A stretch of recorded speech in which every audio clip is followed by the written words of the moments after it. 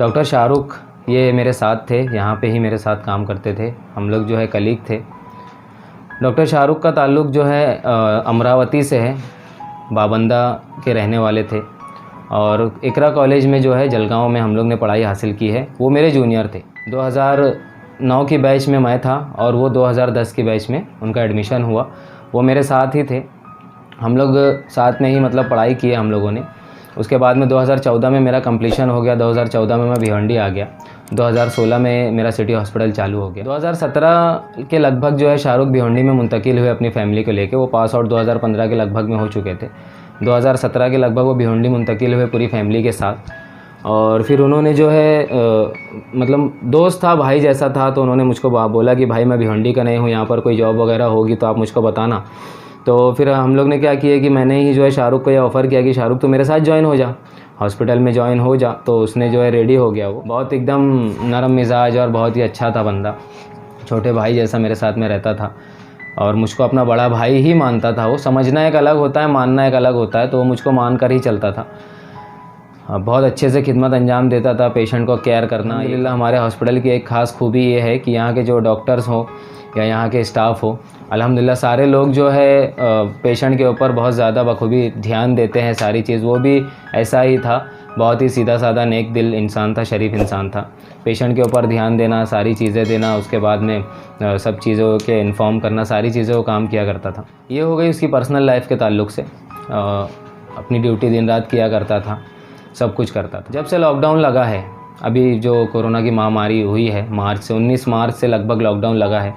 19 मार्च से लेके लास्ट जब तक उसकी तबीयत बिगड़ी 29 मई तक, उसके एक दिन पहले 28 मई तक के वो हॉस्पिटल में ड्यूटी दिया है, हॉस्पिटल में रहा है, हॉस्पिटल में पेशेंट्स देखा है, पेशेंट्स के करीब गया है, सारी चीज़ें।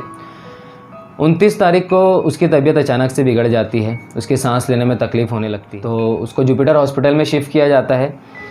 जुपिटर हॉस्पिटल वाले एडमिट तो करते हैं, लेकिन वो लोग इस बिना पे एडमिट करते हैं कि सर अगर इनका कोरोना पॉजिटिव आता है तो फिर हम लोग जो है इनको दूसरे हॉस्पिटल में शिफ्ट कर देंगे, जो कि कोविड हॉस्पिटल होगा। हमारा हॉस्पिटल कोविड नहीं है।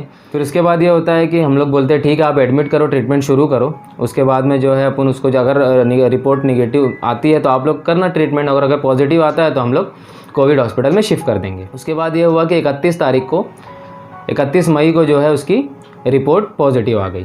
तो जुपिटर हॉस्पिटल वालों ने कहा कि अब आप लोग इनको कोविड सेंटर में ले जाओ।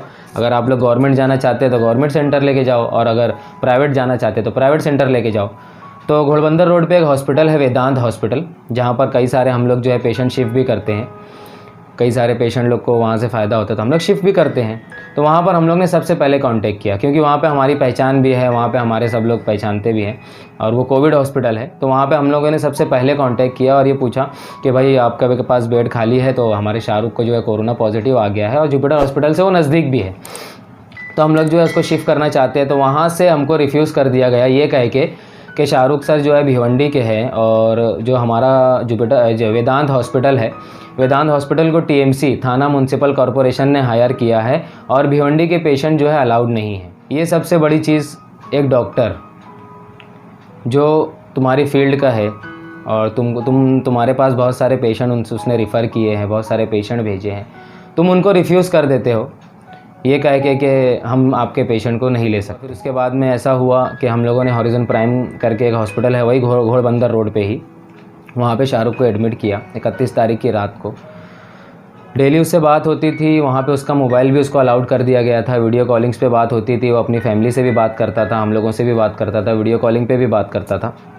7 तारीख तक की उसकी तबीयत अल्हम्दुलिल्लाह दिन ब दिन जो है बेहतर होती जा रही थी। 7 तारीख तक की उसकी तबीयत बहुत अच्छी थी। 7 तारीख की रात में 10 बजे अचानक से उसकी तबीयत बिगड़ती है और वो मुझको कॉल करता है। रात में 10 बजे अचानक से कॉल किया उसने और बोला कि भाई मेरी तबीयत बहुत ज़्यादा ख़राब लग रही है अचानक से, और मुझको अजीब सा लग रहा है। वो बता भी नहीं पा रहा था कि उसको कैसी फीलिंग आ रही है। मुझको बोले अजीब सा लग रहा है, मैं बता नहीं पा रहा हूँ कि कैसा लग रहा है, और मेरा दिल की धड़कन, अब वो खुद एक डॉक्टर था, बाजू में मॉनिटर लगा हुआ था, तो बता रहा था कि मेरी दिल की धड़कन जो है 170-180 तक के बता रही है, और मेरा सैचुरेशन लो बता रहा है, जो कि ऑक्सीजन का लेवल होता है फेफड़े के अंदर, सैचुरेशन कम बता रहा है, दिल की धड़कन बहुत ज़्यादा बता रही है, मुझको ब्रेथलेस लग रहा है। तो और ऐसा डॉक्टर बता रहे कि मुझको फ़ीवर, उन्होंने चेक किया। मैंने बोला कि जो डॉक्टर होंगे वहाँ पे आसपास में उनको फ़ोन दो। तो जब मैंने डॉक्टर से बात किया तो डॉक्टर ने बताया कि सर इनको अचानक से 7 तारीख की रात में 10 बजे अचानक से बोले इनको फ़ीवर आया है 104 104 का बुखार आया है, जिसकी वजह से इनको टैकीकार्डिया हुआ है, मतलब दिल की धड़कन बहुत ज़्यादा हो गई है, सांस लेने में तकलीफ़ हो रही है। और इसी की वजह से जो है बोले हम लोग इनको अभी बाईपेप वगैरह जो भी है इनको लगा देते हैं, ऑक्सीजन वगैरह लगा देते हैं। मैंने बोला ठीक है, आप लोग अपने हिसाब से कीजिए। उसके बाद दूसरे दिन 8 तारीख को जो है सुबह में फ़ोन आता है कि उनकी तबीयत और ज़्यादा बिगड़ गई है, इनको जो है वेंटिलेटर पे डालना पड़ेगा, ऑक्सीजन लेवल इनका और भी ज़्यादा कम होता जा रहा है। अब 8 तारीख को जो है इनको वेंटिलेटर पे डाला गया शाहरुख को। इलेक्टिव मतलब कि एकदम ज़्यादा सीरियस होने के बाद नहीं, थोड़ा सीरियस होने से पहले ही इलेक्टिव तौर पे जो है डाल दिया गया। उसके बाद 8 और 9 तारीख 8 तारीख की सुबह से डाला गया, 9 तारीख तक के शाहरुख की तबीयत अच्छी थी। उसके जो वेंटिलेटर पे डालने के बाद में तबीयत अच्छी थी, बात वगैरह हो रही थी वहाँ पे। शाहरुख से तो नहीं बात हो रही थी 7 तारीख के बाद, 7 तारीख के रात की 10 बजे के बाद उसकी आखिरी बात है, उसके बाद से कोई बात नहीं हुई। 8 तारीख को व्हाट्सएप पे सिर्फ चैट हुई थी वेंटिलेटर पे डालने से पहले, व्हाट्सएप पे उसने चैट किया था मुझसे लास्ट टाइम पीर के दिन। उसके बाद में ये हुआ कि उसको वेंटिलेटर पर डाल दिया गया। 9 तारीख तक की उसकी तबीयत बहुत अच्छी थी।